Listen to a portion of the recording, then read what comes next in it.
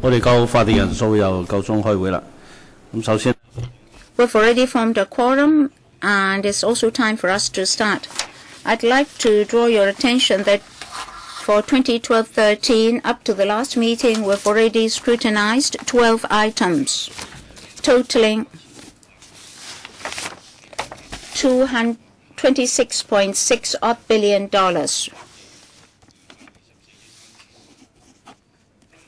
With an allocation of $22.4 billion. Today we have 8 papers proposing 8 items to be upgraded to Cat A with a funding allocation of $2.9 billion. And if we got members' endorsement, the accumulative scrutinized item will be 20 with a total allocation of $29.6 billion. And for works related, the funding allocation will be $25.4 billion. I believe our work in future will be more frequent. If members of any direct or indirect pecuniary interests in today's agenda items, in accordance with Rule 83A of the Rules of Procedure, they should disclose the nature of the interest before they speak. I'd like to draw your attention to Rule 84 of the Rules of Procedure, the rules and regulation in relation to voting related to direct pecuniary interest. Item 1 on the agenda, PWSC 2012-13-48, Project 115KA, relocation of part of the officers of the Department of Justice to the main and east wings of the former central government offices.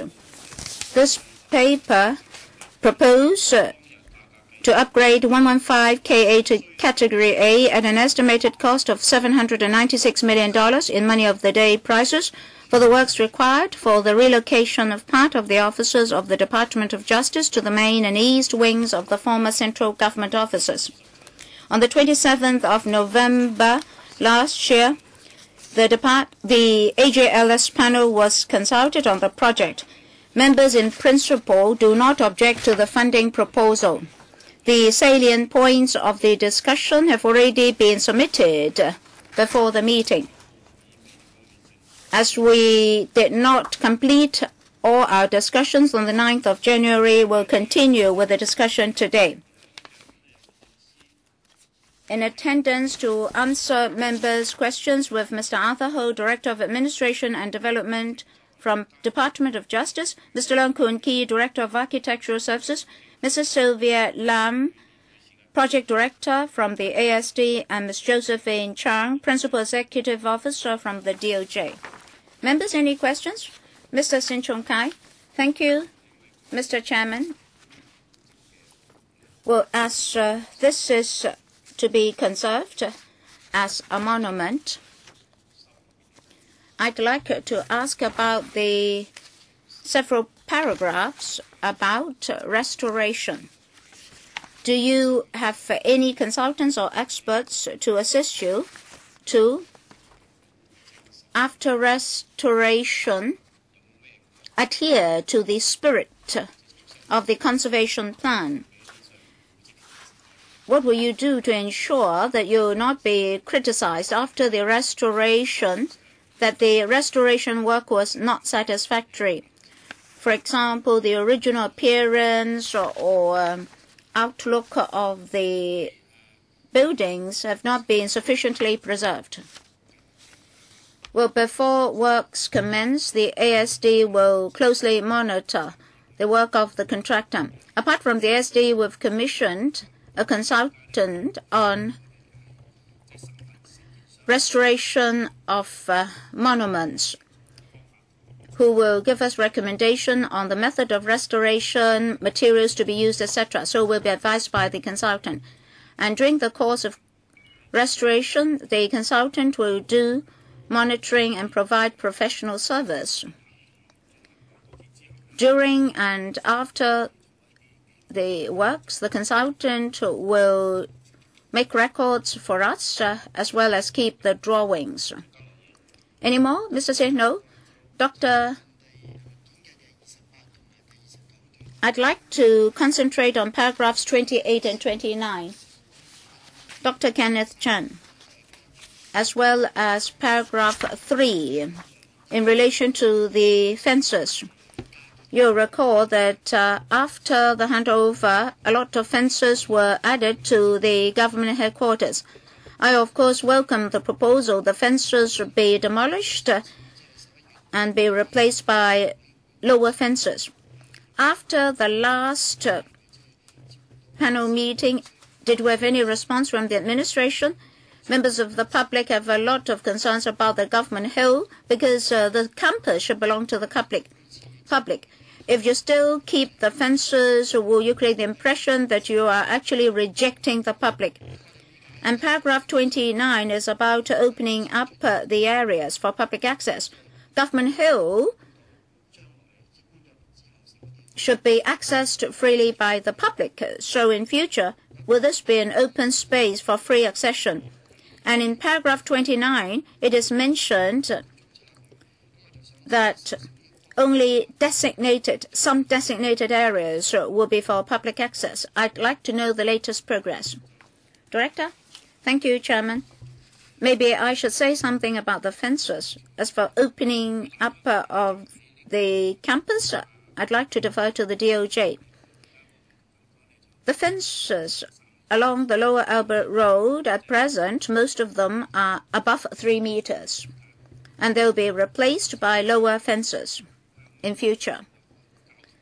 As for the side facing St. John's Cathedral, there are also tall fences, but we have quite a steep slope facing St. John's Cathedral. For safety concerns, we'll keep that fence. What about opening up the area? Well, Mr. Chairman, we'll keep the antiques and heritage items in the area. Later, we'll study the time frame and other arrangements. We would like members of the public be able to enter the offices to look at the exhibits, but since they're officers, there are security concerns. So later, I'll discuss with the AMO. What about the space beneath? Can it be opened for public access? You know that St. John's Cathedral belonged to Shen Kongwei. They're protected areas. At the same time, there are benches for members of the public to sit, as well as of activities. For public space, at present, government departments are studying how to arrange the future public spaces, as well as the facilities to be included. We'll liaise with government departments on future arrangements and will try to match their efforts. Well, most fences will be demolished or lowered, so members of the public can actually walk all the way to the main entrance of the main wing. Same for other areas. I hope that in future you won't create the impression that we can only access public space upon the production of ID cards, etc. Since they are public areas, I hope you pay attention to that point. Ms. Emily Lau? Mr. Chairman, I'd like to ask about paragraph 11, which was discussed last time and on other occasions.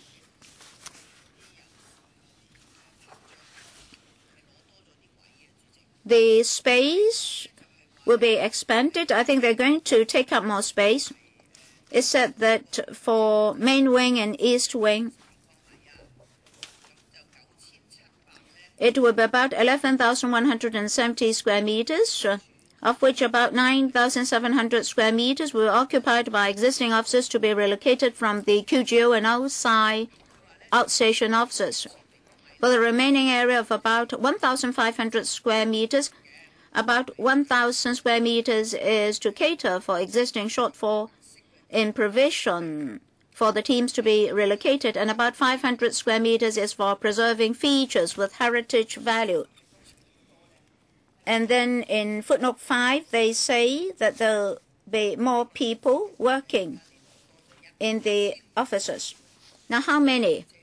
You're going to get 1,000 square meters more. So may we know the calculation? How many more people will be housed there? And then 8,000 square meters will be relocated to the West Wing, which will be worked upon and decided upon later. I understand that. But at present, you still don't know the number of people working there. My concern is that you may be taking this relocation opportunity to occupy more space. Director, we understand Ms. Lau's concern. In fact, we are very careful about this relocation exercise. We ensure that the space to be acquired adhere to government standards. In 1986, DOJ moved into QGO in Queensway. Since 1986, our establishment grew by 110% from 570 people to about 1,200 people. There's not much office space in QGO, and very often when we have more manpower, we didn't get more space. We got about 80% of space more. That is a growth from 9,700 square meters to 17,700 square meters. But our manpower level has been raised by 110%, with an office space increase of 80% only. So proportionately, we still lack 2,600 square meters approximately. Now this time, some of our colleagues will move to the main and east wings. And according to government establishment, we discussed with the government property agency and eventually were given the space that we're entitled to. And according to our calculation, we're short of about 1,000 square meters. So in this relocation exercise, we'd like to get back that 1,000 square meters, which was lacking in the past. And we also did our calculation on the basis of government standards. Ms. Lau, I don't quite understand. Well, it said that they originally lacked 2,600 square meters. Why is it that you still accept 1,000 square meters? How did you do your calculation? Chairman, not all our officers will be relocated to main and east wings. So we cannot ask for what we fully lack. Every time we followed the number of officers as well as office space required. And after calculating on the basis of government standards, we'll need 1,000 square meters more. So this time the government give us 1,000 square meters more in main and east wings to complement the shortage. Well, Chairman, you mentioned West Wing. We don't yet have figures for West Wing. Is it that the insufficiency will be transferred to West Wing for overall calculation? For West Wing, we'll calculate the remaining officers that are not to be relocated to main and east wings. We'll still follow government standards to work out the total floor area required and see whether space can be given to us in West Wing. It's only at the end of last year that West Wing would also be given to DOJ. So we're still working on that. Our ASD colleagues will calculate how much usable floor area will there be in West Wing, and will follow government standard to see what space can be given to us in West Wing. And then we'll follow the procedures for the main and east wings. We'll come to LegCo and discuss with the panel and the PWSC. And we'll report back to LegCo. Chairman, let me briefly say this. For West Wing, in future when you come, you'd better give us the full picture. You should remind us what you did for Main and East Wings, what your requirement is, how much have been relocated to Main and East Wings, and what will be relocated to West Wing. Yes, the overall picture will then be known. So we'll know how much area can be used for development. I'd like to remind members that if they want to ask questions, they should press the request to speak button in front of them. Mr. Ma Fong Kwok? Mr. Chairman, I note that $790 million will be spent with a space of 1,177 square meters. Not too big. I think on the average, it will be around $7,100 per square meter. Well, this is a reinforced concrete building. It's totally possible for redevelopment, including facilities. Now you have to dismantle the windows and produce similar windows, and another layer of windows will have to be provided. Do you really have to provide the windows in that way? I'd like to know more about conservation. I'd like to know whether there's another possibility or an alternative scheme. Concerning cost, I can give some information to members for reference. For this project, for construction and facilities, per square meter is $20,040 per square meter. Unit cost. The unit cost can be compared with some recent projects by the ASD. Recently, in the Kai-Tak Trade and Industry Building, for construction and facilities, is $24,563 per square meter. So for East and Main Wings, the construction cost is cheaper than that of Kai-Tak to the tune of 10% That is, we don't need to do foundation and exterior wall, so the construction cost is reasonable.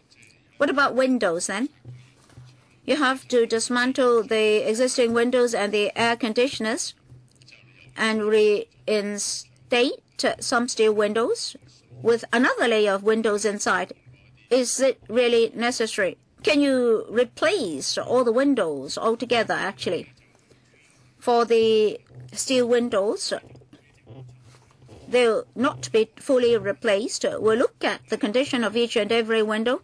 If any window can be retained, we'll retain it.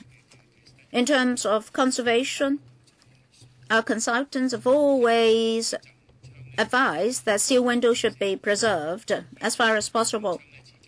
The internal layer is for noise mitigation because steel windows don't cut off noises satisfactorily. So we would like to have another layer of steel windows.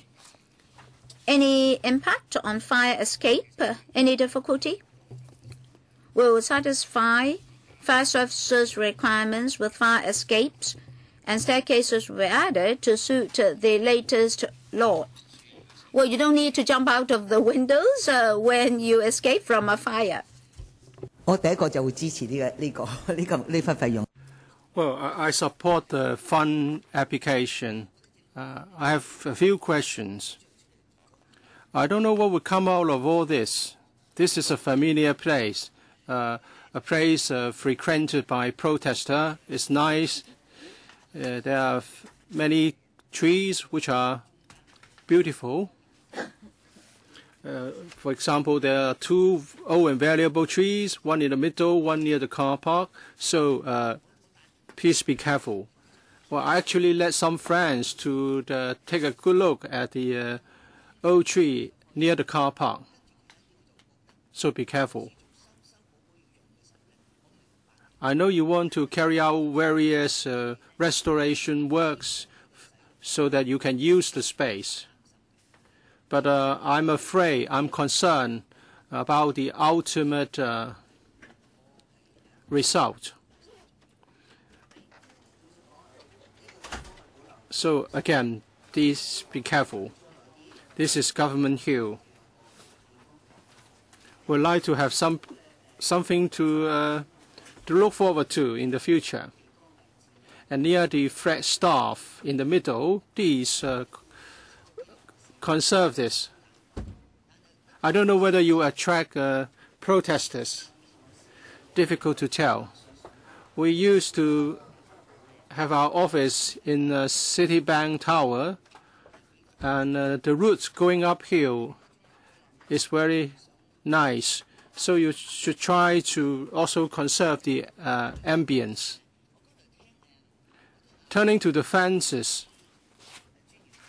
according to Director of Administration and Development from the DOJ, you are going to take down some of the fences, but some others will be retained. Well, this is going to be a government office.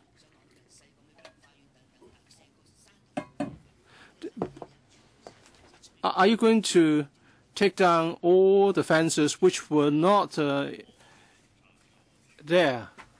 Well, they are not going to take down the fences along the slope for safety reasons. Mr. Ho, let me respond to the question on fences. As we have explained in the assessment,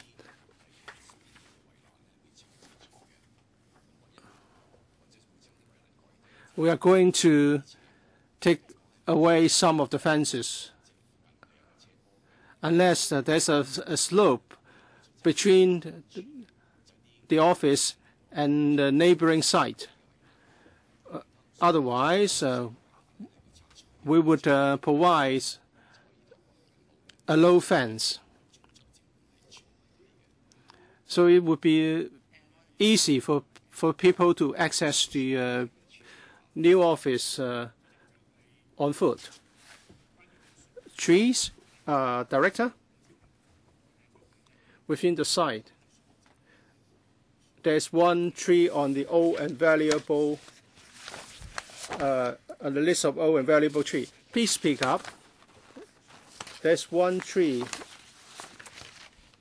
one old and valuable tree on the list. We are going to do whatever is necessary to conserve it.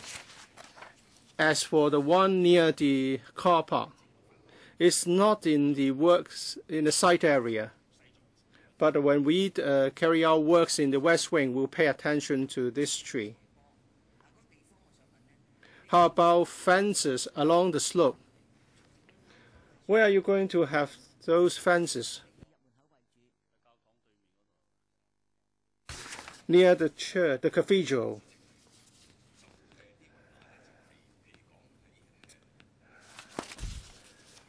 Along the lower Albert Road is the East Wing and the car park. The car park is at a higher level than the pavement, so we need a fence. We'll provide a low fence to make it safe for pedestrians. Near the cathedral, if you go down the steps, on both sides, you have a slope. So we have a fence to protect the pedestrian safety. What about the gate leading to the cathedral? There was no gate previously. Some years ago, the gate was installed. Okay, can we get an answer? Director?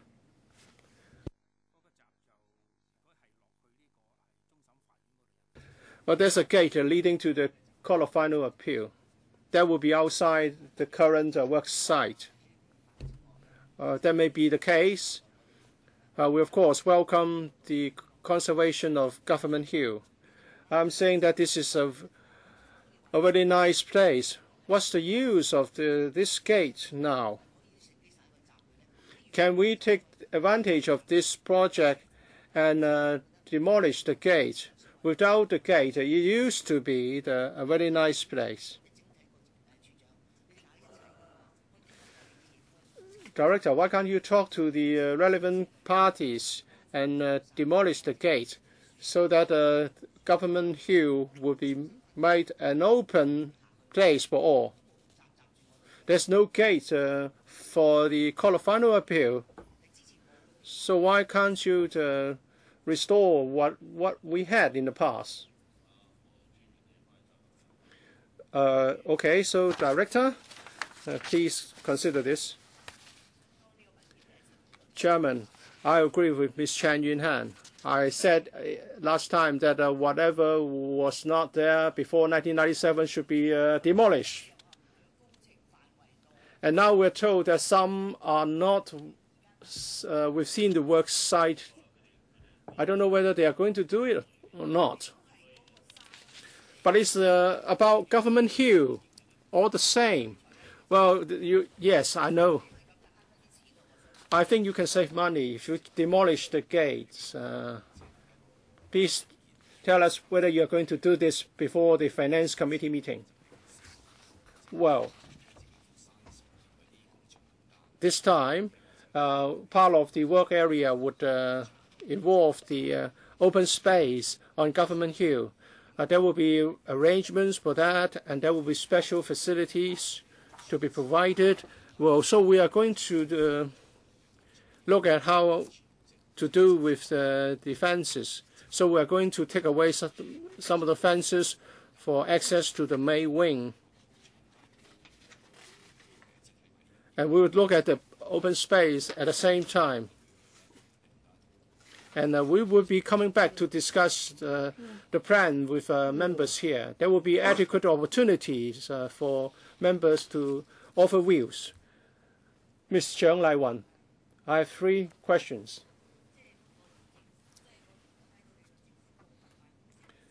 Some of the offices of the DOJ will be relocated to this former CGO.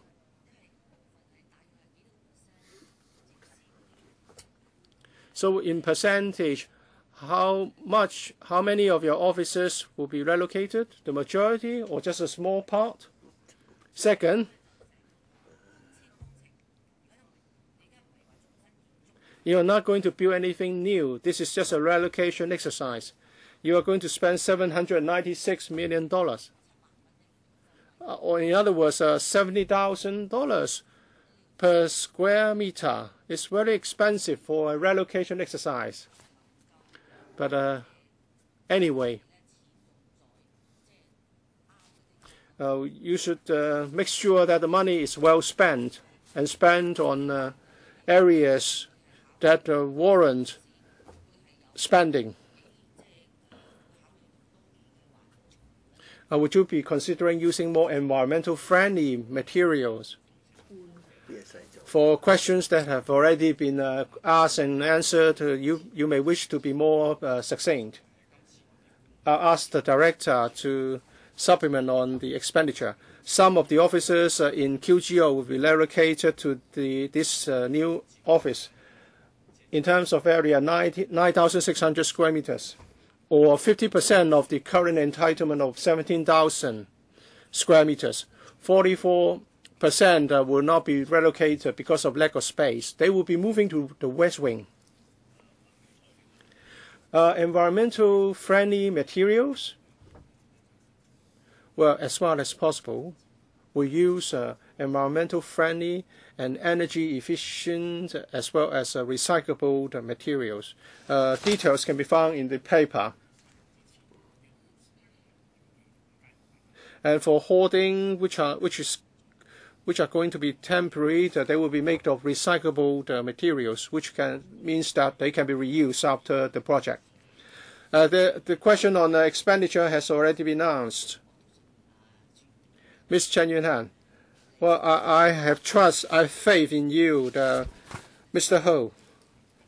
Please, when you proceed to the Finance Committee, please tell us the answers concerning those facilities which are outside the current project site area. I know you may have some difficulties, but you need to communicate with the administration right away. Tell us what you have found out at the FC. Because if you don't do it in this project, we don't know. We simply don't know when you are going to do it. So as Ms. Emily Lau has suggested, please tell us more when you proceed to the FC. All right, I'll now put this item to a vote. With those in favor, please raise your hands. Those against, please raise your hands. No one is against this. So this funding application is endorsed. Thank you. Ms. Emily Lau? I would like to have this voted separately at the FC meeting. And I hope a fresh paper can be tabled at the FC for our information. Okay. Next item. Head 705, Civil Engineering, PWSC 2012-1349, Liantang, Heung, Yuen Boundary Control Point and associated works. The paper proposes the upgrading of part of 13 GB entitled Liantang, Heung, Yuen Boundary Control Point and associated works, regulated of Samchun River Stage 4 to Category A, and an estimated cost of 595.1 million in money of the day prices.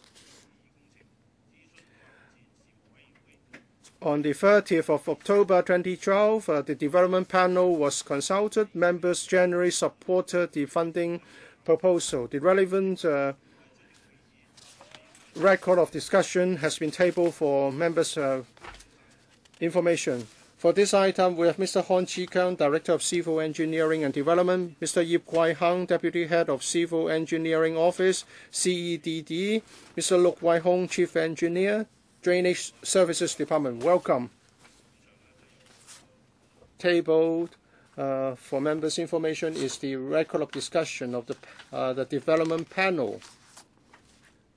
So, generally speaking, members of the development panel supported the funding application. Regarding the tabled document, there are 2 points.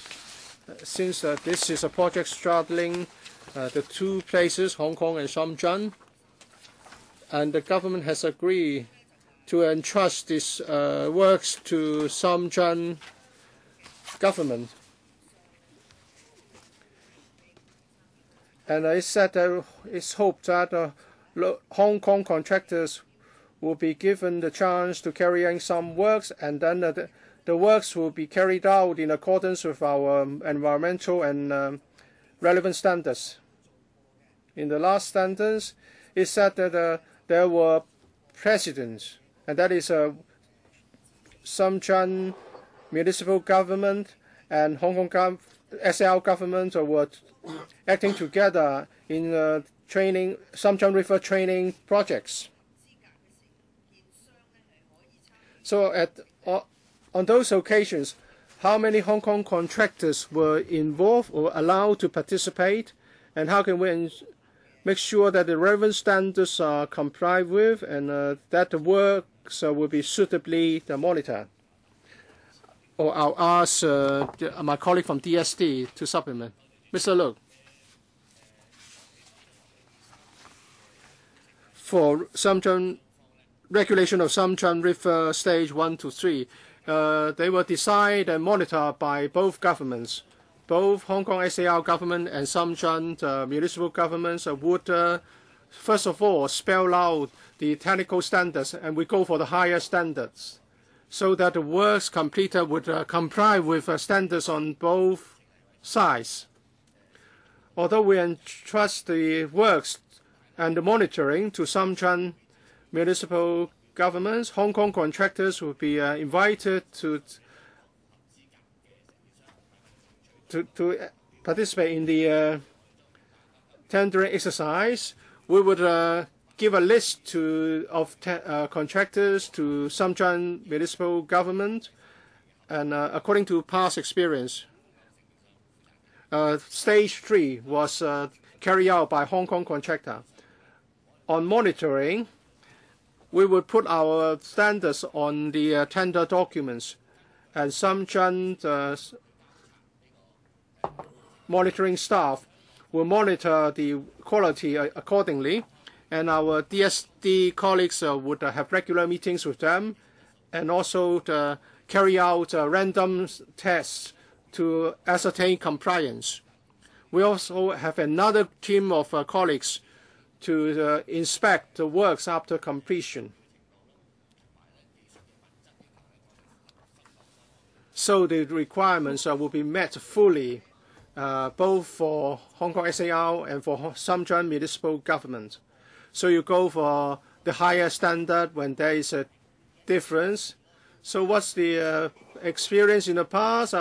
Were Hong Kong standards higher or Shenzhen standards higher?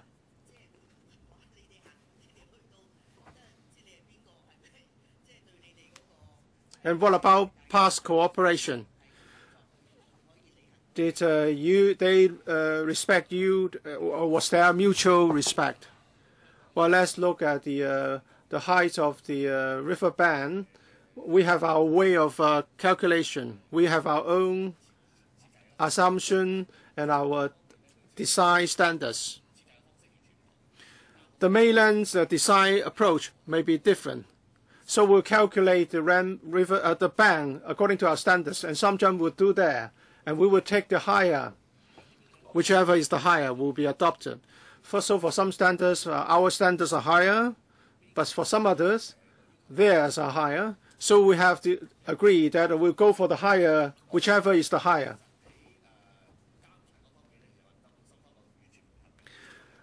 The two sides have been in full cooperation in carrying out random checks and site inspections. So for the first three phases have been problem-free. The first phase was completed in 1997. The inspections turned out to be okay, and the quality has been assured. So you share the expenditure. Have all the sums been calculated clearly? Well, for the river cross, we share half and half. But for the other embankments and related facilities on their side, they would put their own costs. Mr. Wu Chi-wai, paragraph 11 says there will be an office from the Shenzhen municipal government acting as the role of the employer of the works contract.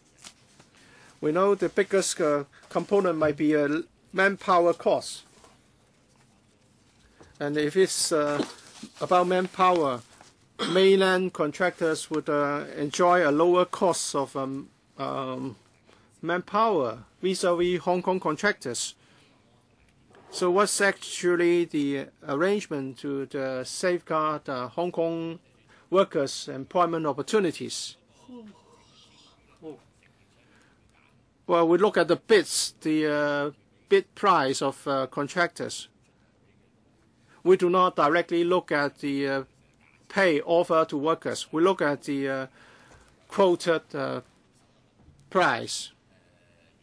But there are two principles that we must ensure total compliance.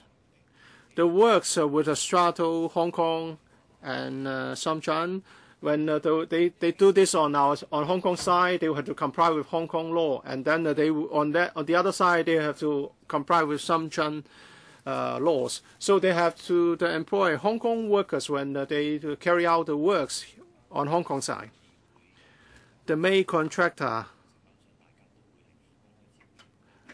will be selected among the Hong Kong contractors and Shenzhen contractors. As I've said, wages are different in Hong Kong and Shenzhen. How can you make sure that Hong Kong workers would have job opportunities? Are you saying that even if the Hong Kong contractor is the main contractor, he can employ Shenzhen workers?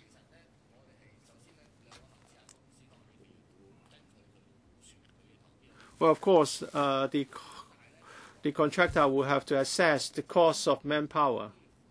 But I have said all works must comply with the contract and also the laws on both sides. One more question.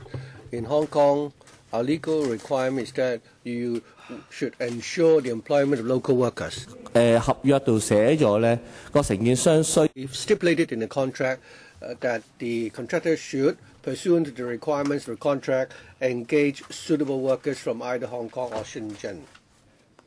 And then they will, the Hong Kong DSD and the officials will meet with them regularly to monitor the progress of the works. And where necessary, we will explore with the parties concerned in Hong Kong to ensure that they are in compliance with the law.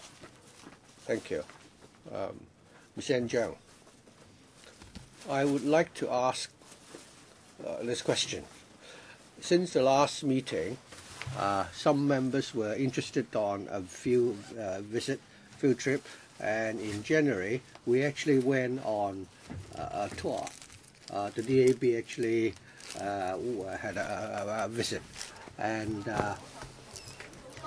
I saw at the time that the river is very shallow, but it's been a long time since there have been any water. The riverbed was very dry already. Does it mean that there is no longer any water coming onto the river stream? And after you widen the river and deepen it, would it simply become a trough in the future? Secondly, I want you to note, or I want you to reflect this to the relevant authorities. That is at Liantang. Once the connection starts, people living on the eastern part of Kowloon going to the mainland will have to rely on the Tolo Channel, Tolo Highway, because this road will be linked up with the Tolo Highway, and the Tolo Highway now is seriously congested every day already. In the policy address, there are no proposals to widen the Tolo Highway. I hope that I want to reflect this to the authorities, because once the BCP is commissioned, there will be even more serious congestion along Tolo Highway. And as we all know, it would take more than 10 years from the design stage to the final commissioning of the project. Could the officials answer the question regarding the waterway? The design of the Shenzhen River is that it should be able to cope with a rainstorm once in a 50-year cycle. So there will be sufficient ability to withstand the flood. So we have a deeper trough, and there will still be some dry water flow in the dry season. Mr. Chiang is concerned about the capacity of the highway. In fact, we have been working closely with the Highways Department. This connecting road, once it reaches the BCP, we want to find out what the traffic flow will be like. And for Ms. Chiang's information, since 2009, the Highways Department has been expanding the total highway. So we'll be closely monitoring the traffic flow on total highway. I will not let members ask questions regarding works outside the scope of this project, because this is the PWSC, and we should only focus our discussion on the items on the agenda. Regarding the expansion of the highway, that should be taken up by the Development Bureau. Next, Mr. Low. In paragraph 17, we're told that there will be construction waste generated. It's 10,200 metric tons, and only 92% of the inert construction waste will be taken to Zhuhai, the inert construction waste will be, handled in Shenzhen. Without reclamation project in Hong Kong, such inert construction waste will have to be taken elsewhere, and the cost is very high. This time, the inert and non-inert construction waste will be more than 80,000 tons. 80 million tons. I'd like to ask whether the administration will consider whether during the have you. I dare not say whether or not you'll be able to identify sites for reclamation in the course of this project. But if we could have, reclamation, being carried out in tandem with this project, then we can minimize the need to take the inert construction waste elsewhere.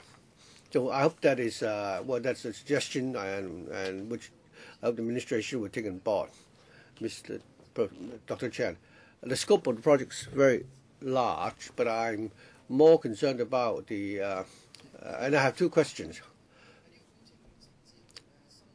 Upon the completion of this project, the border, will there be any change to the boundary between Shenzhen and the Hong Kong SAR because as a result of this project? Secondly, regarding the on page 9 of the paper, we're given, a plan which is colored.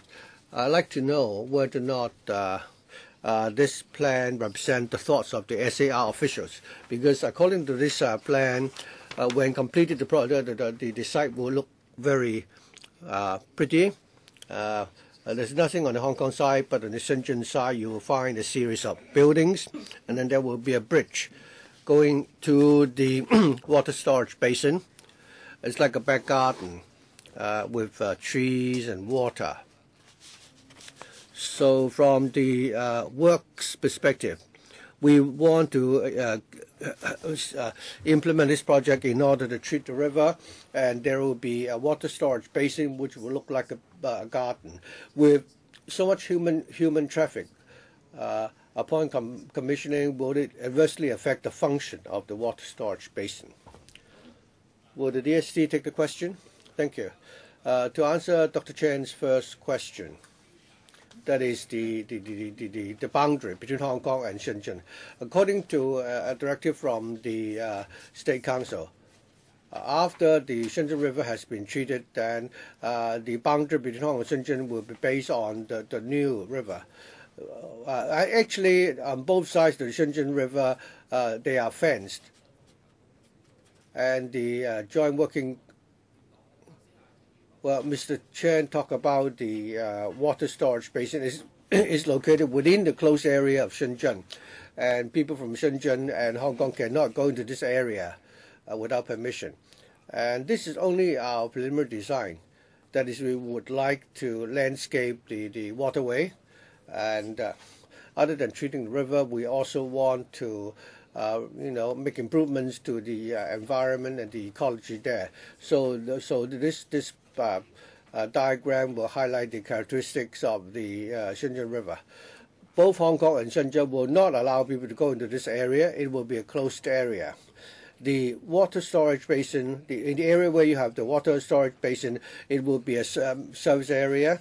There will be when there is excess water will go through the bridge upstream to the water storage basin. When the flood subsides, and we will discharge water at the gate in the lower end. It's like the one in Happy Valley. So there is a temporary storage basin. So the water storage basin will not be open to the general public. I hope my understanding is correct. In future, this water storage basin, both Hong Kong and only the working staff from Hong Kong and Shenzhen can go into this area in order to take care of the discharge of excess water and so on. I understand. My understanding is that it would be not like a typical reservoir when the public can go there for jogging. So absolutely, it's going to be a closed area. Mr. Wu Chi-wai. Thank you. I'd like to further clarify one point. the total construction cost for the project. Are we using the standard method of calculation in Hong Kong? Mainly, it will be based on the current wage level in Hong Kong as the basis, because the paper says that for this project you are allowed eligible qualified workers from either Hong Kong or Shenzhen to be employed. But what is the basis for calculating the wages? I think we've talked with the Shenzhen authorities about this. We will first of all look at the Hong Kong construction costs, and actually, same for Shenzhen. Actually, construction costs in both territories are going up now. Because we look at the Hong Kong and the Shenzhen construction costs, and then we look at the Shenzhen River Treatment Project phases 1, 2, and 3, and then work out the price, and then after we've agreed on the price, it's going to be split 50-50 between Hong Kong and Shenzhen. And that is the basis for our application for funding for this project. Dr. Fernando Zhang, thank you. In this project, according to the paper, there will be 12,551 square meters of farmland which will have to be sacrificed. I don't know whether or not some of such sites are under active cultivation, and if that's the case, do you have plans to relocate the farmers elsewhere so that they can continue with the farming, and also whether this will affect the supply of agricultural produce? First of all, in order to treat the river, we need to resume sufficient land so that we have enough space to tackle the flood. And I think I have no information as to how many people are actually farming in the area, because we're talking about a closed area. According to my personal observation, there's not much farming going on in the area, but if necessary, I can certainly ask my colleagues for the necessary information for members' information.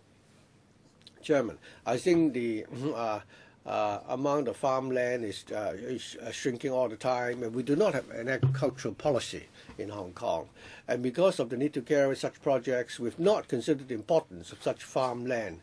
In many places, including the cities in China, they do have a sort of a ratio requiring that they should be able to supply their own produce for at least 35%. But in the case of Hong Kong, it's only 2.5%.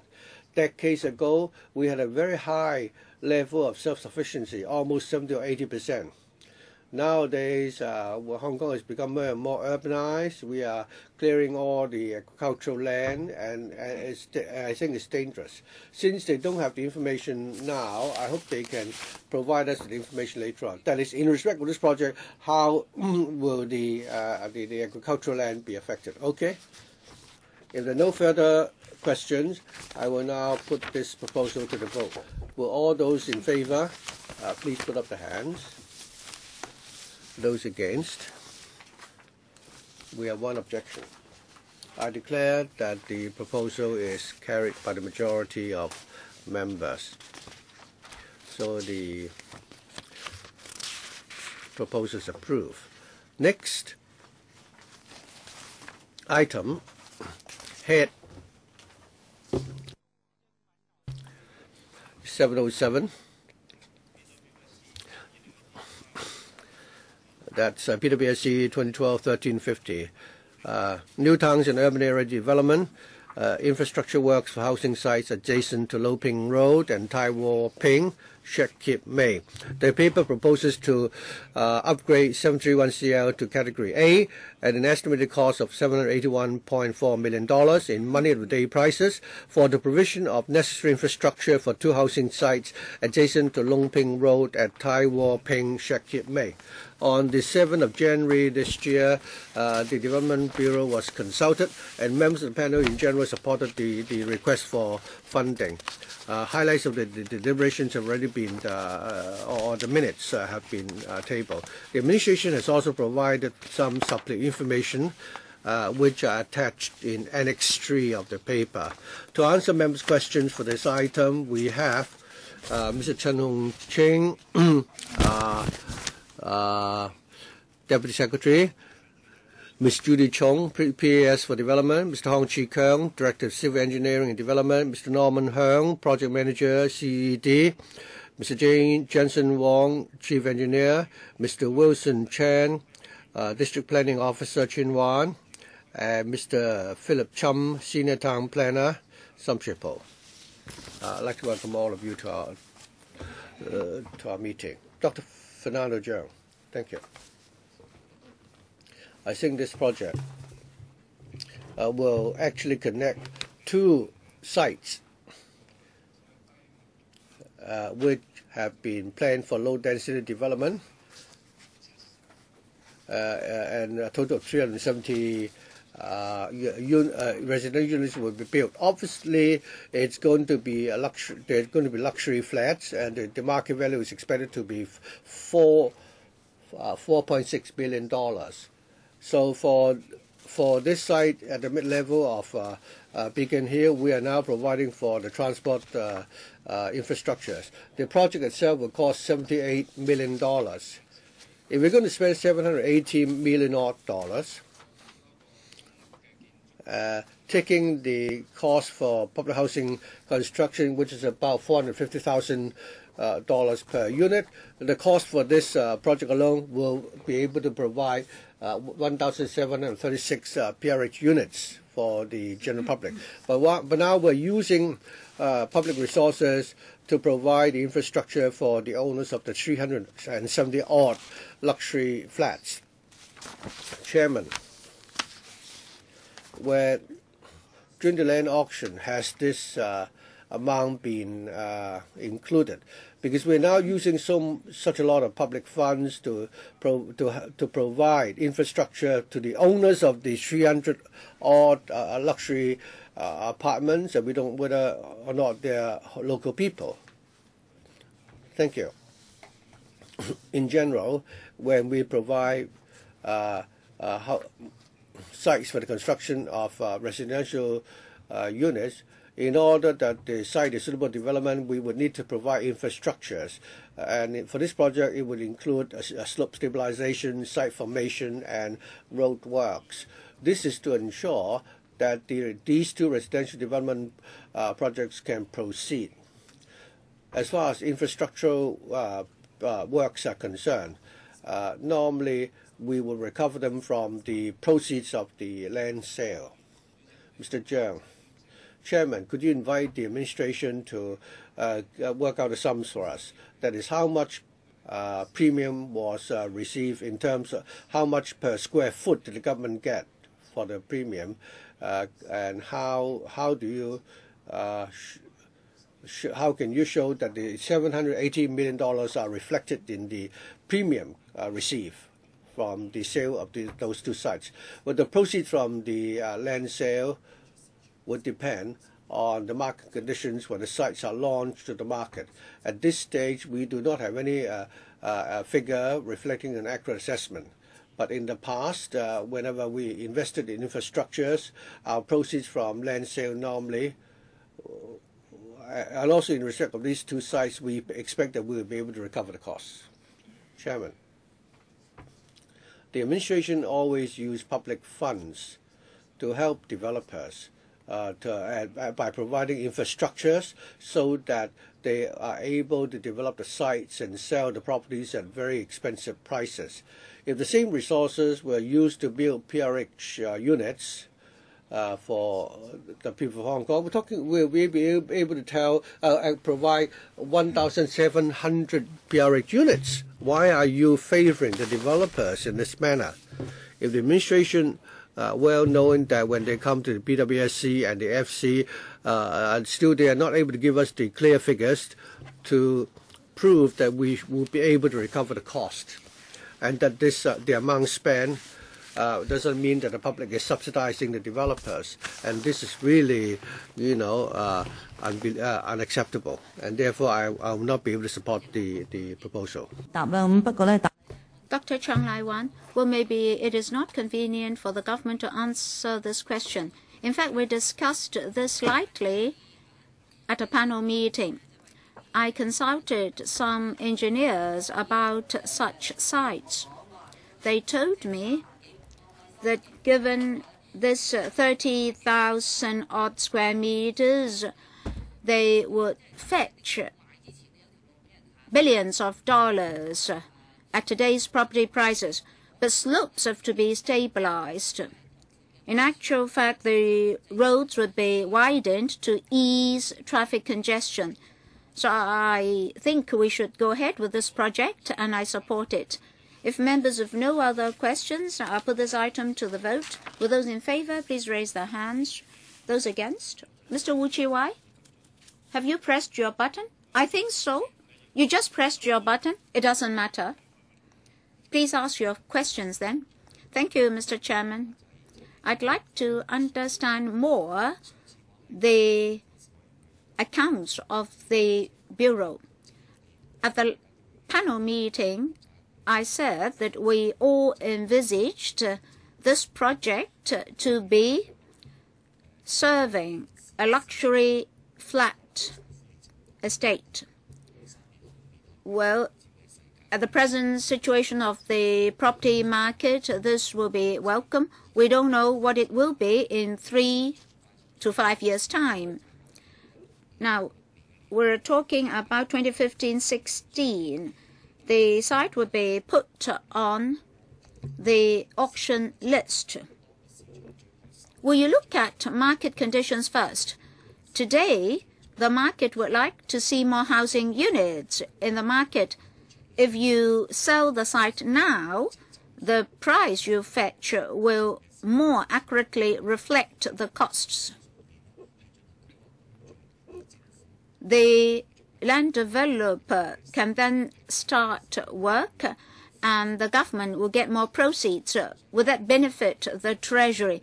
So I'd like to know whether this is your logical analysis. Well, at the meeting of the development panel, you asked the same question. The officials have already answered your question. Well, I want them to answer my question again. I don't want members to repeat similar questions at different meetings. Otherwise, it will be a waste of everybody's time. And just now you said that you would like the officials to answer your question again. That's not very good, but since you have already raised the question, I'll ask the administration to answer. Mr. Chairman, concerning Mr. Wu's question, we do provide an answer in the supplementary information to members. I'd like to draw the honourable member to 2 points.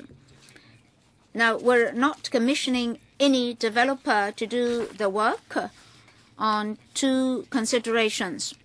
Whether it is a public works project or otherwise, the cost will be paid out of the public coffers, so we won't be able to save any public money.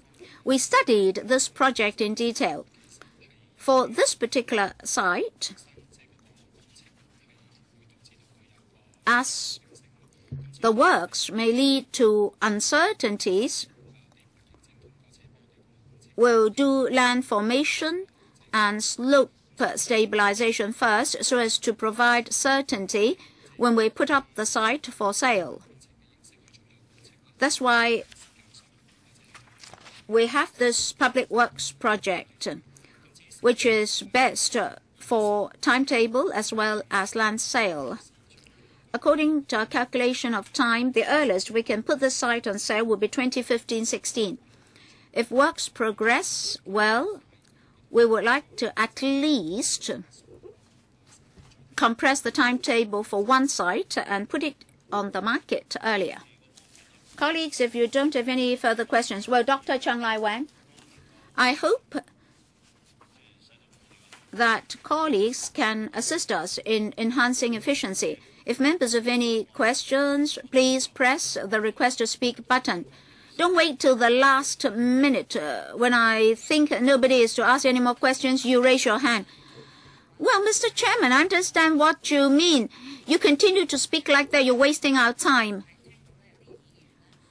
I heard that some members had reservation over this project. I want to say, Dr. Fernando Chang, no need to worry, you're not familiar with Kowloon West.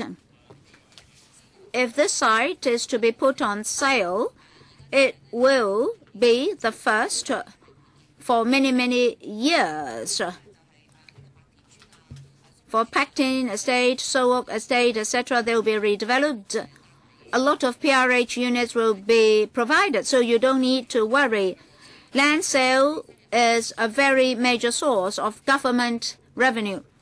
Now, by selling this site, we'll get subsidy for PRH and HOS. I'd like to say this to colleagues. For discussion papers, if there's any discussion exceeding the scope of the paper, the chairman will not allow questions from members. I won't even allow comments. Well, this is the duty of the PWSC. Besides, at our meetings, if colleagues have any comments, I hope you won't quarrel among yourselves if we have different opinions. Mr. Chairman, I didn't quarrel. I was only communicating with Dr. Fernando Chang, right? We just want to understand each other more. I want him to support the project. Well, colleagues, don't do this. I hope that we can have high efficiency for PWSC. Mr. Chairman, please proceed to the next item. Yes, I'll do so. When members ask questions at our meetings, I hope colleagues can keep law and order. Mr. To, Mr. Chairman, for land, we don't just have two options, that is PRH and luxury flats. Recently, the government has released other sites like Queen's Hill. It won't be for a university, but for housing units. So land can be for education, medical and health, and housing. And for housing, we can have luxury flats or flats with a prescribed size such that they would be affordable by the public. So, Mr. Chairman, I'd like to put on record that if the site is for luxury flats, I strongly oppose the project. If it is for PRH, HOS, or educational purposes, we can discuss. So, Mr. Chairman, I hope that when we go to the Finance Committee, this project will be voted upon separately. Any more questions from members? No more? All right, I'll put this item to the vote. Will those in favor please raise their hands? Thank you. Those against, please raise their hands. Thank you. I think the majority of the members voting support the project. Mr. Chairman, I claim a division. Yes, we'll proceed to a division after the division bell has rung for 5 minutes.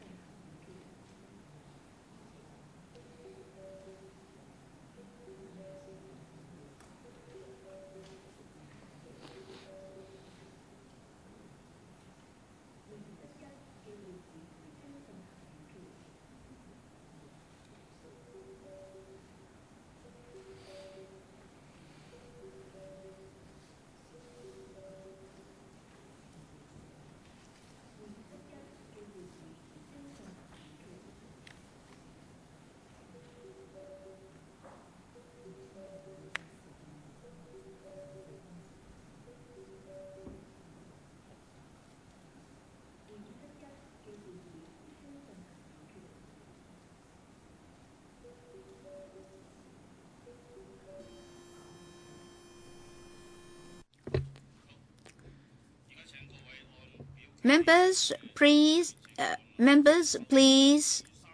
press your present button and then press one of the other three buttons to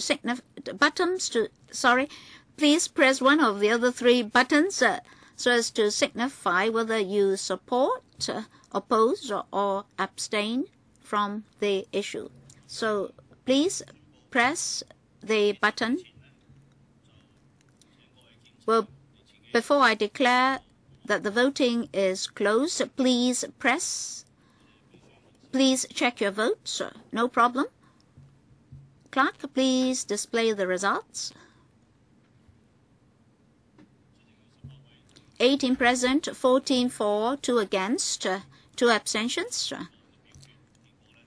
The voting result is that the project is endorsed.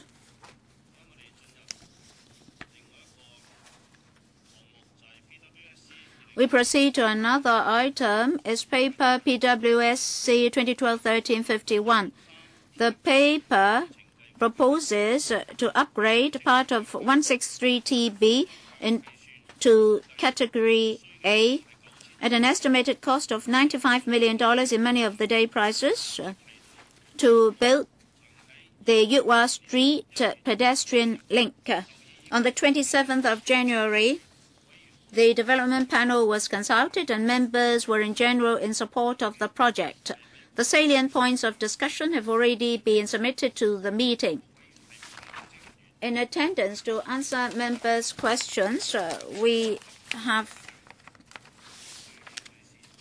Mr. Rex Chang, Deputy Secretary for Development, Ms. Winnie So, Principal Assistant Secretary for Development, Mr. Han Chi-kang, Director of Civil Engineering and Development, Mr. Norman Heung, Yoksai, Project Manager, Civil Engineering and Development Department, and Mr. Jansen Wong, Chief Engineer of CEDD. Ms. Chen Yun-han. Mr. Chairman, I support the project. The problem is you are going to start in 2013-14, but then works will only be completed in 2015, according to the paper. Some paragraphs say that you'll be careful about vehicles and fugitive dust, but then you have a sitting-out park there. From 2013-14 to 2015-16, there will be 3 years, quite a long time. So government, when you acquire such gardens, I can understand your point, but why will it take so long? Very often, when I travel on roads, I can see that some public works projects are there, no matter what. Will you take into consideration the rainy seasons, for example? Because you're using other people's garden. I just want to put forward this point. Who will answer? We understand Ms. Chen Yun-han's concern. I went on a site inspection. Yes, there are a lot of people there. Every morning, in particular, when people go to work, many people use the staircases. Now, we're going to build a footbridge, so we are quite constrained in space. So we need to use the Yuen Street Park. We'll compress the construction timetable in the hope that we won't have to make use of Hipwell Street Rest Garden for too long. We'll do coordination to minimize nuisance caused to the public. In the contract, we'll require the contractor to do his work well, such that there won't be so much mud and debris and dust. There will be a liaison officer working around the clock, and if there's any question, we can ask him. We'll try to minimize the nuisance caused. Ms. Chen Yun-han, yes, I understand. I've heard those remarks many, many times. I'm not blaming you, but very often for government projects, for example, in the vicinity of my home, there's this road work which had gone on for many, many years intermittently. I heard that sometimes it's because of savings. But there's always this nuisance problem, noise problem. The major problem is that the time frame is too long and government's image may be tarnished. You always mention works management. I'm really worried. Usually, works projects won't be on schedule. Very early, they announce the completion date, but normally there will be a slippage of half a year. Now, I'd like to remind the government that these 2 gardens are to be used by you. There are not that many gardens or parks in the district. Will you complete your works on time? Will you complete your works punctually? Well, we'll start work as soon as possible with your support. We'll start in about April. Works will last till October 2015. The location is rather narrow, so a time frame of 2 odd years is not too long, is rather appropriate. Of course, foundation works have to be done. And we may have unforeseen problems with the stone layer or geographical complications. So there's a chance that it would be beyond 2015. But we will be monitoring the project properly. There will be a resident project team to oversee the works. If there are complaints about nuisance, we would handle those complaints expeditiously. And there will be staff around to accept or to deal with complaints around the clock. Ms. Emily Lau. Well, there were 2 items raised by members of the panel, and that is after the pedestrian linkage is commissioned, there will still be people who will have to use the uncovered pedestrian lane at Hipwall Street. So can something be done for providing a cover? And then the elevator part may be closed to residential units. If you look at enclosure 2, you can see that you can just stretch your hand and touch a window. But of course, this is not unique. But what are we going to do to deal with these 2 concerns? Well, after the footbridge is commissioned, the staircase usage will be lowered according to our estimation. With the footbridge commissioned, most users will be using the footbridge, but some 6 people will still be using the staircase. If there are more, next step, we can provide cover if necessary. But this is not considered necessary at this stage. The second, that the bridge is close to Tin Sing building. We understand the concern. We have to liaise with the owners. And the particular part of the building is for kitchens and toilets.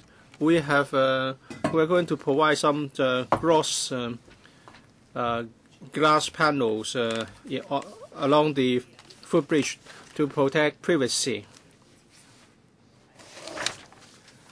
Well, I hope you can talk to the residents and make sure the arrangement is acceptable to them. But the glass panel you provide will not have any noise mitigation effect. So you have to pay attention to not just the nuisance, but also the noise.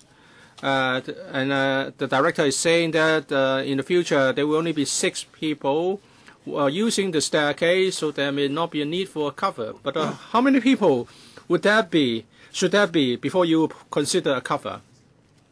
Well, we don't have a specific figure for this. If it's 6 people per hour, well, it's not a high figure. So we have to look at the actual utilization in the future to see whether we need to provide cover. As for the glass panel, well, we'll provide one going all the length up, all the way up to the top of the footbridge.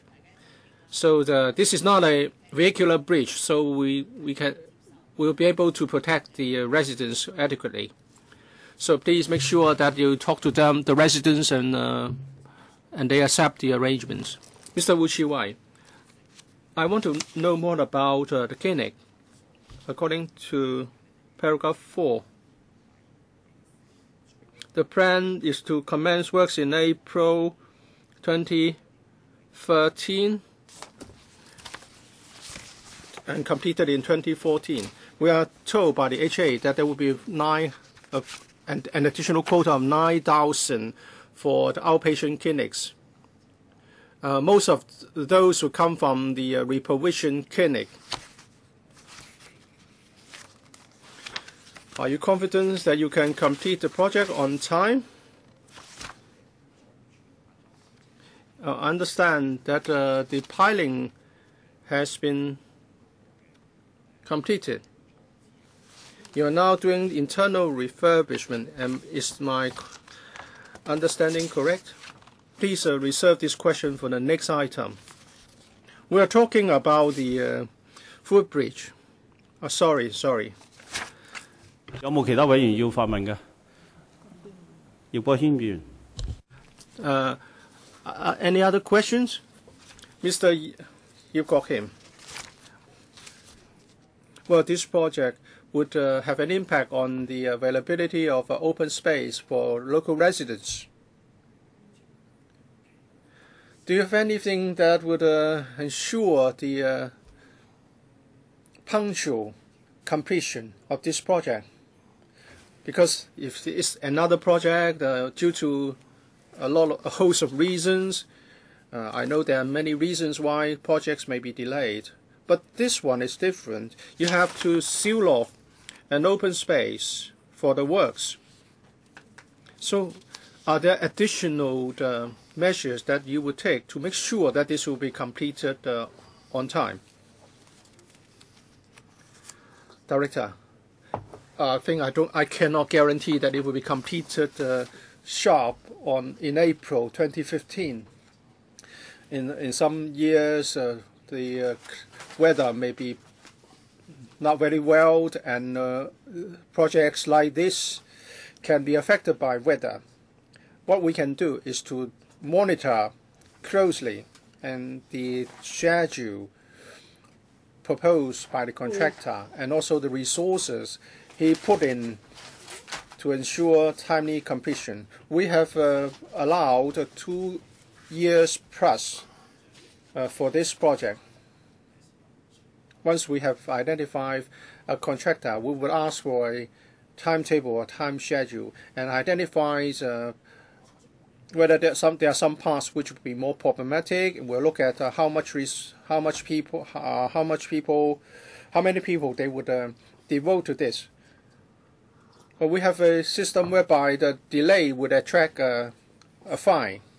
We can fine the contractor for delays. I'm glad that there will be monitoring. I hope you can do a better job.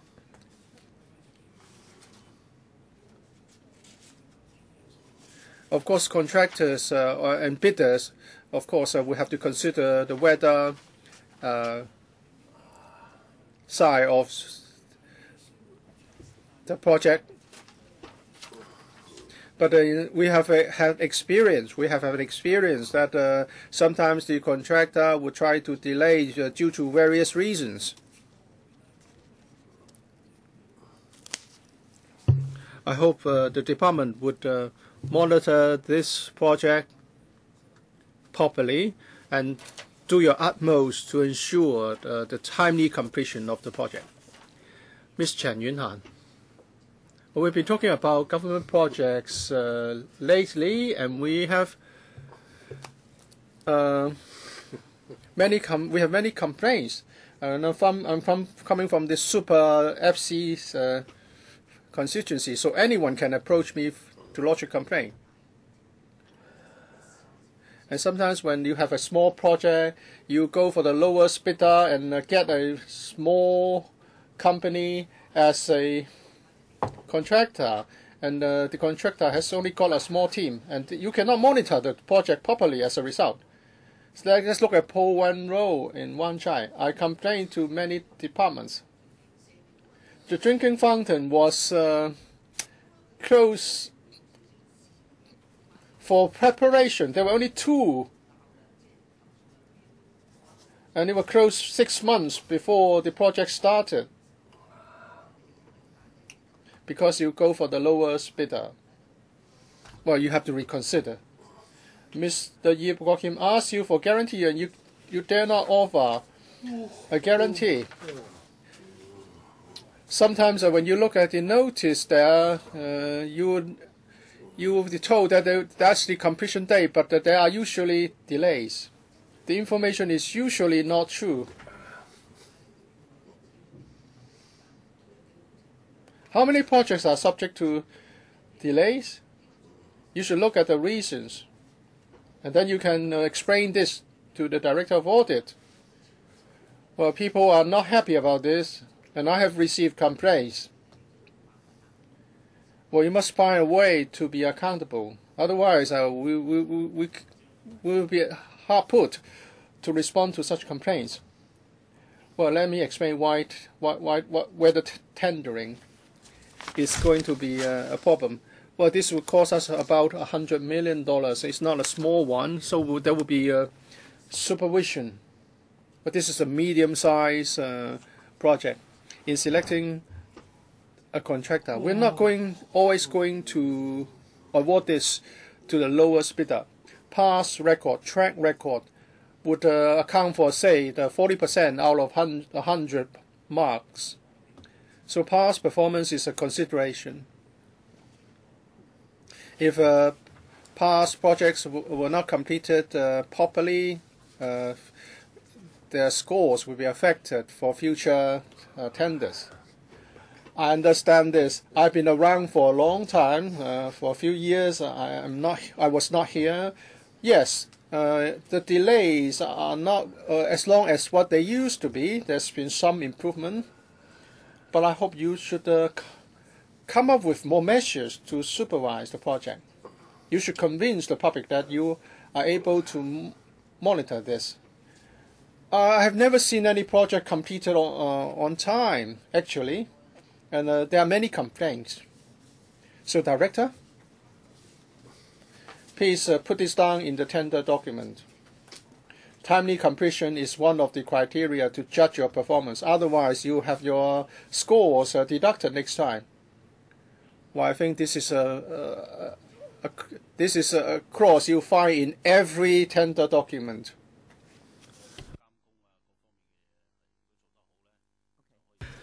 Okay, so we can do a better job if the supervision is done strictly, stringently, barring in bad weather. We'll be able to complete the project on time. The contractor will, of course, want to deliver as promised.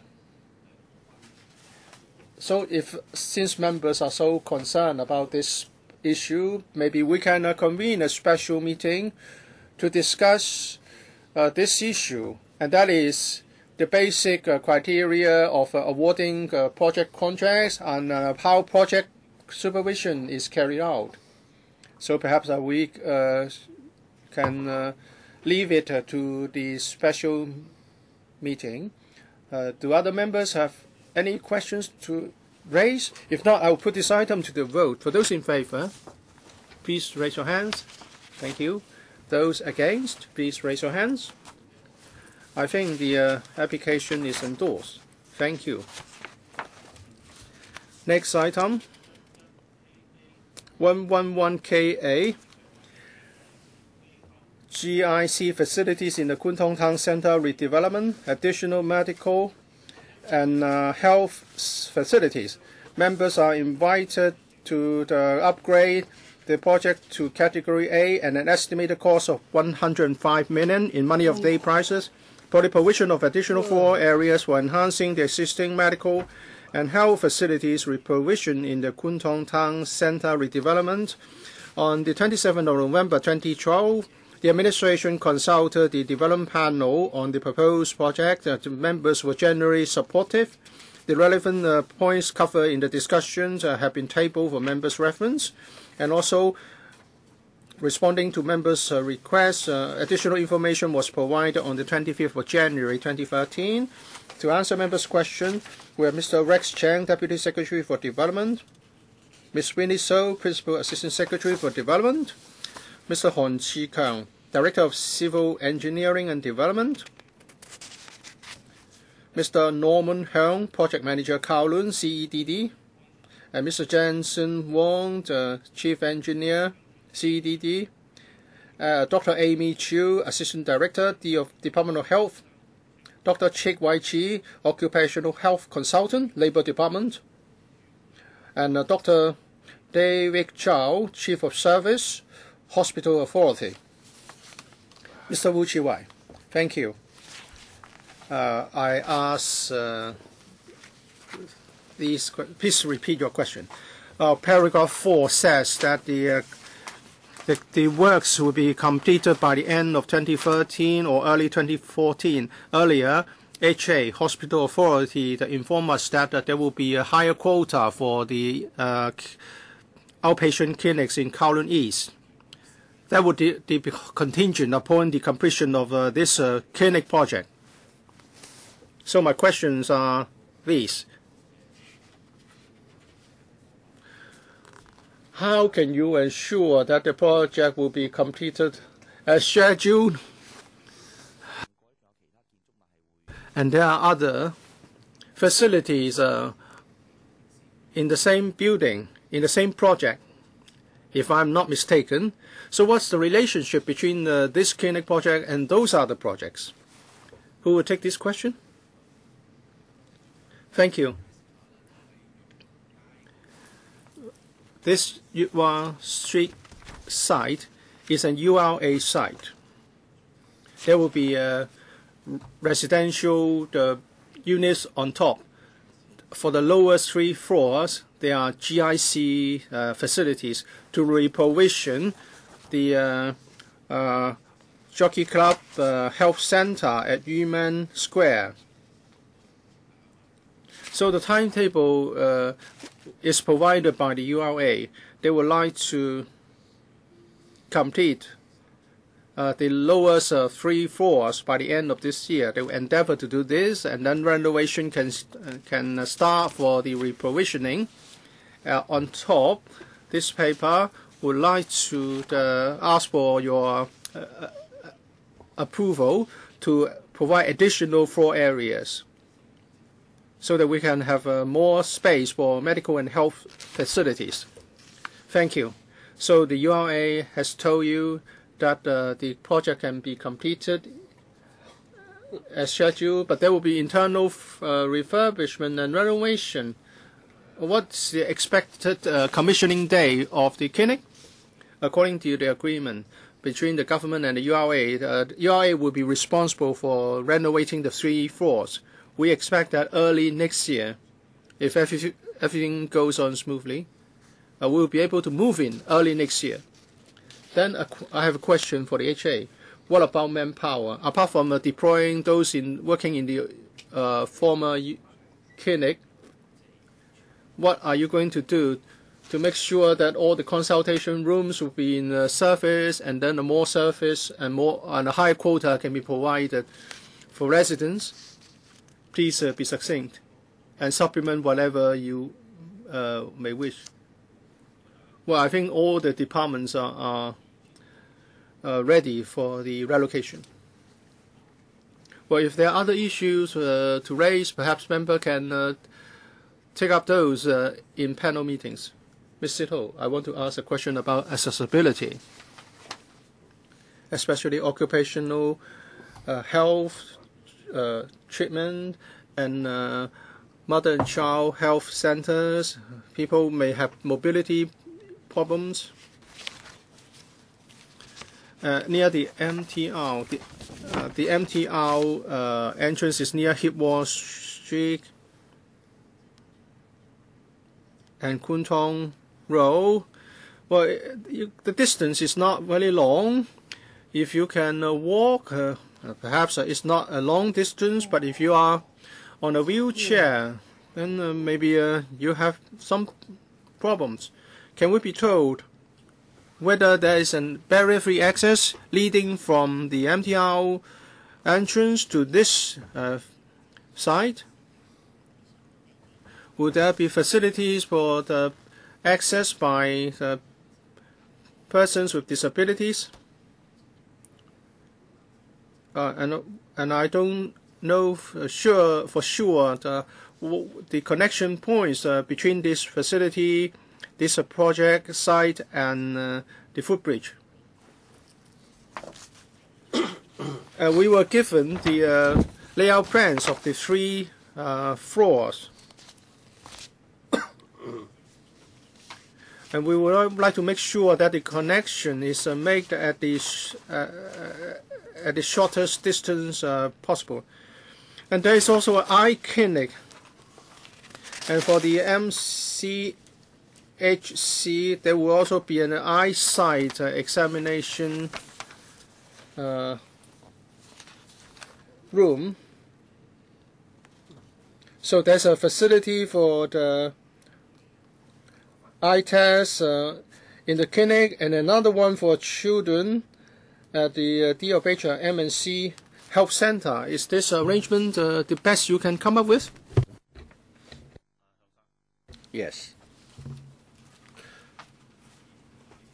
The MTR Kuntong station, at exit A, there is a lift which will go to the ground level, and then you walk along the pavement on Heung Street. You can go to the this facility in Yuen Street. Regarding when the linkages are completed there will be another corridor where people can go to Yuen Street, and then once you're in on Yuen Street, again it's very convenient for you to reach this site. Mr. Toh, what about the facilities for visual acuity tests and the fundus photography room? Where would they be located? The acuity test at the OPD clinic focuses on chronic eye diseases of diabetic patients. So special equipments are required. I understand that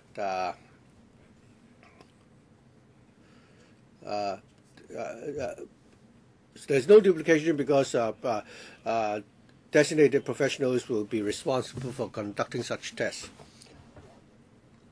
I think that will be the arrangement for the professionals in the department concerned. Dr. Chow, yeah, they will be arranged by the hospital or the clinic. As I said, there will be no duplication of the professional staff, and the equipment used are also not the same. So, and the nature of the work by the 2 departments are also different. Chairman, the blue one is the maternity clinic. Is located on the same level as the government dental clinic. I understand that at the maternity clinic you're going to conduct tests for children. I think we've said this many times, and all the political parties agree that at the toddler stage or the preschool stage, children should go through a hearing test and acuity test, visual acuity test. At this maternity clinic, other than visual acuity tests for toddlers, will there be will you also provide for oral tests and so on? Because the earlier you identify any problems, the easier it is to treat those problems. Thank you. I think all these are being done already at the maternity ward. Starting from 2000, we already have provide comprehensive tests, so that there will be hearing tests for young children. We also have eye inspection, and also a comprehensive test to find out whether or not the children development, have healthy development. Other than help the children have such tests, we also provide parenting education as well. Chen Yun Han, thank you. Having seen the pictures, I really find the government to be in a very pathetic situation. Originally, I thought while I was still electrical members, I was involved in the redevelopment of Kwun Tong. I had lots of arguments with the URA, and this was also debated by the district council at the time. I say that the government is in a pathetic position. I think in Kwun Tong we have a population of 500,000. The population is aging. There's a large number of poor people. The poorest district in Kwun Tong is in Kwun Tong because many women only discover they have breast cancer when it's already in stage 3 or stage 4. 7 or 8 years ago, when I was still a councillor, I went to this clinic, and we really hope that the government will implement some projects to help the people in this poor district. If I look at the photo, the plan, the URA apparently to be very generous and offering to relocate clinic by providing 3 floors here. But if you talk about primary care, you're proposing to have occupational health and safety clinic under the Labor Department, and then the Department of Health will have maternity clinic, and then the GLP is operated by the hospital authority. Who was responsible for coordinating all that? I think it should have been the days of Carrie Lam when she was Secretary of Development. I don't think they should provide you with the same amount of space. Otherwise, I think you should have asked for more space. I've been following very closely on this project. I never thought that the government was actually favoring the URA. And Billy said that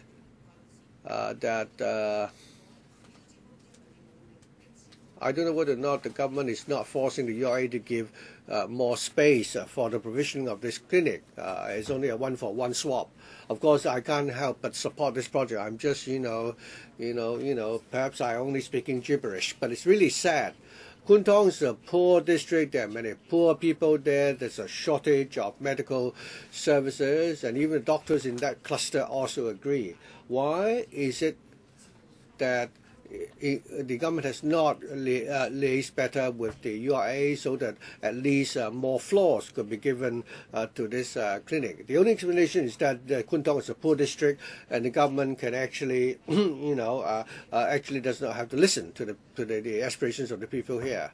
So, but then at this stage, I can only support this proposal. But as a district councillor, I would, insist on my strong views. Mr. Chang, the Deputy Secretary for the Development Bureau, I hope that you will think about this. 睇返原來嘅議會同埋地區人士，包括醫療界。We should listen to the views of the local people and those in the professional, in the medical profession. You have a major responsibility, and I hope the same mistake will not be made again. This is really sad, Chairman. I'm just thinking aloud. Deputy Secretary. Thank you, Chairman. Thank you, Ms. Chen, for your comments, which we've heard clearly. Let me very briefly say this. For the proposed relocation, other than the 1-for-1 swap, the 1-for-1 swap would give us 2,500 square meters. So we're getting 1,700 odd square meters of additional space. And this additional space can actually help the department's concern. The additional space has been obtained based on the estimate of the department's concern, having considered the population projections. And this is the background to the proposed relocation, and our proposal now to increase the floor space by about 1,000 square meters. We've heard Ms. Chen's very clearly. Chairman, I'd like to reiterate again. You're talking about an aging district with severe shortage of facilities. And if the URA doesn't pay close attention then it's a problem. And even in that community, there is no unanimous support for this proposed relocation. So in future, I hope the administration will listen to the views of the local residents. It would be a disaster if you simply listen and then you take on board such views. Chairman, we heard that there will be an entrance on Yuen Street once the pedestrian linkage system facility is completed. But I understand that this is the entrance to the residential portion and not the entrance to this medical and health facilities. So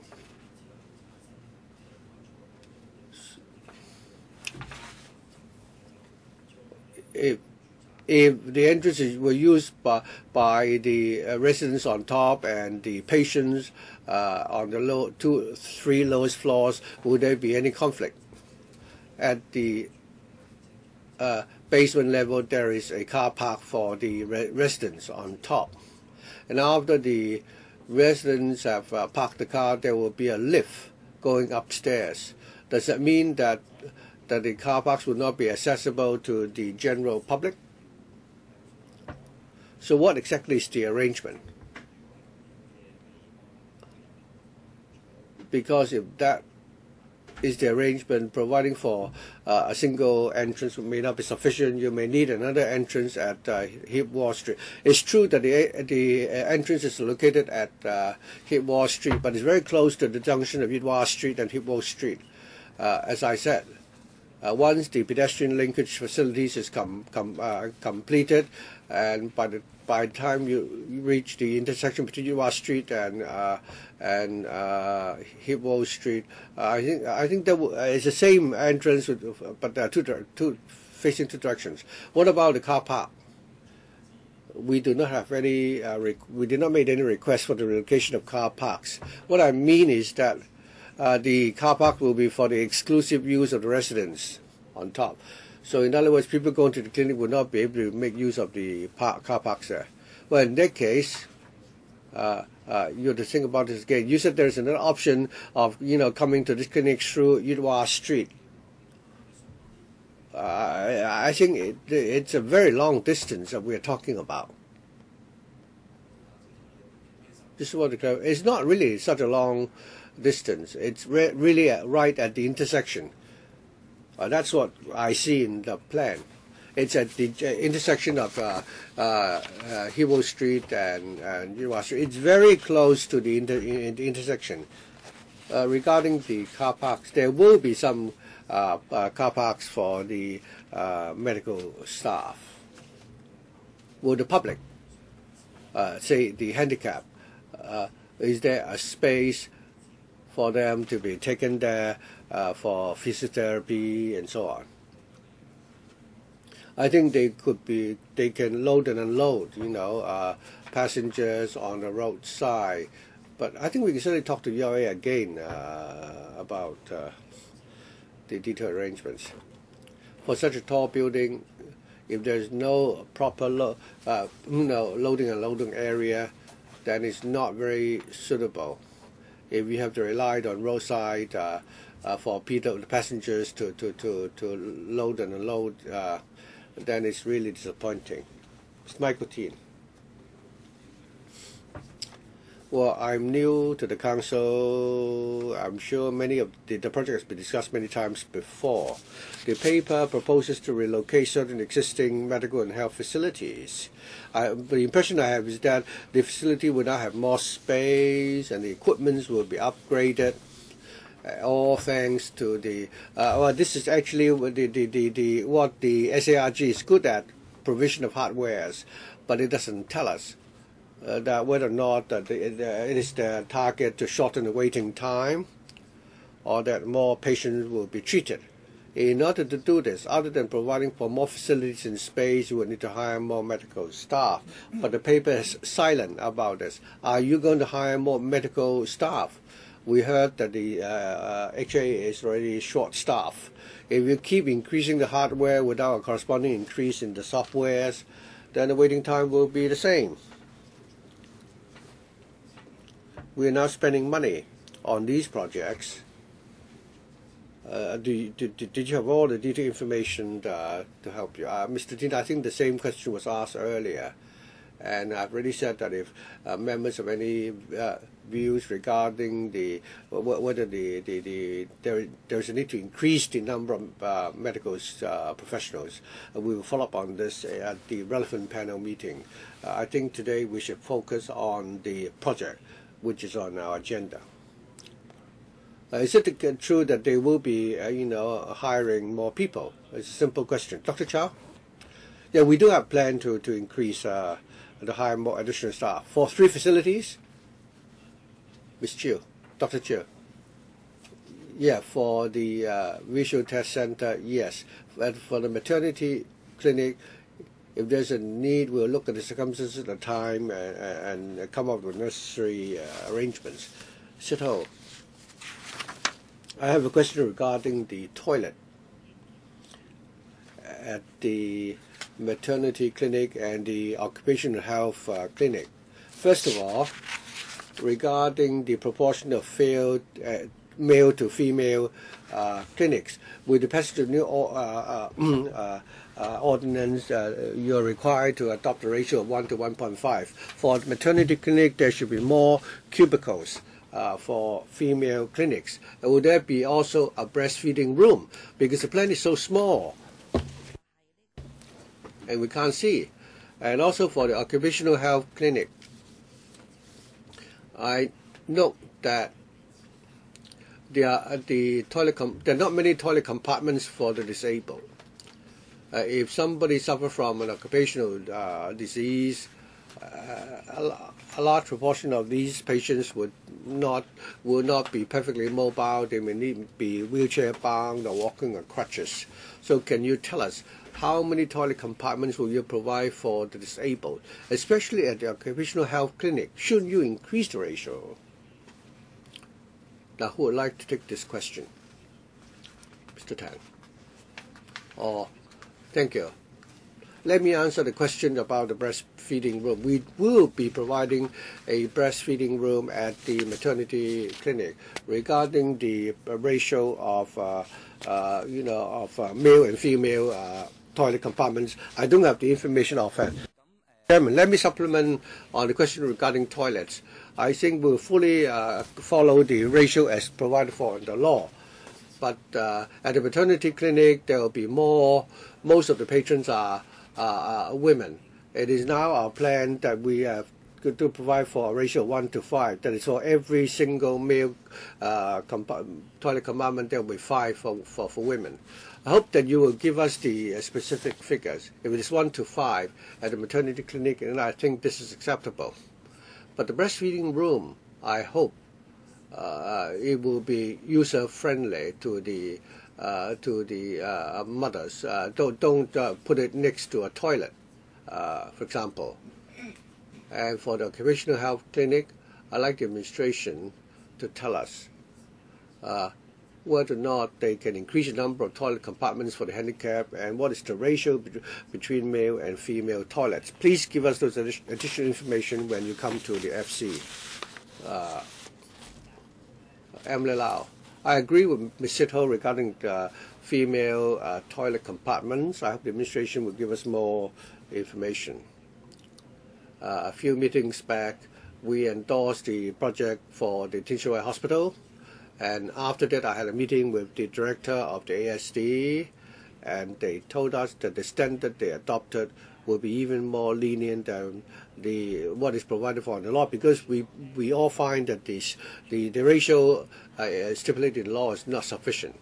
So I hope that you can talk to the director. I hope you will try your best to be as generous as possible so that the ladies don't have to wait for so long. And regarding the breastfeeding room, refer to Ms. Ho. I hope you will, do it as soon as possible. Now that we are, have a shortage of formula milk powder, you should really come up with these facilities.